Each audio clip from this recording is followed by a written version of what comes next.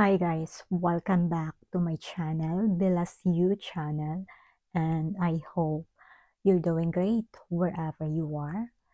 I'm Maribel from Davao, Philippines, and I moved here in California, USA. I'm under a K1 visa and I have a K1 visa Bleles and also a green card Bleles. Yes, the journey. I will put the link in my description box below. So for today's video, I would like to share. This is all about my Philippines passport renewal into married name here in Los Angeles. Without a further ado, let's get started. For this video, I will speak in Tagalog because this is for Filipinos who want to renew or update their passport into married name. Yesterday, na-receive ko na ang aking new passport with married name. Yes, finally. Yes, after 9 working days.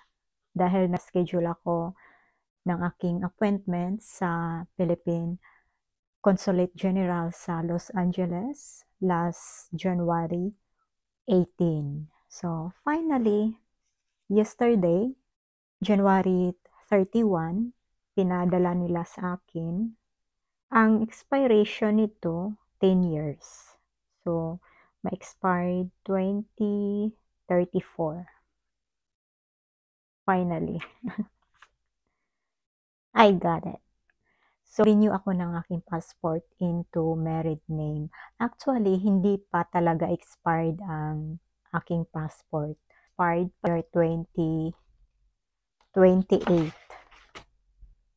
Pero gusto ko na siyang i-update into married name kaya nag-schedule ako ng aking appointment on January 18. Yes, 2024. I-experience vlog ako sa aking appointment sa Philippine Consulate General, Los Angeles. Ilagay ko ang link sa aking description box below. Binigay ko na document sa kanila ay ang aking passport copy, bio page, passport application form, report of marriage, photocopy ng aking green card. Kinuha nila itong passport ko. Tinanong nila ako kung wala ba akong travel within 45 days. Sabi ko wala po, kaya okay lang sa inyo muna yan. So, kinuha nila ito at saka sabay itong dalawa na binalik sa akin.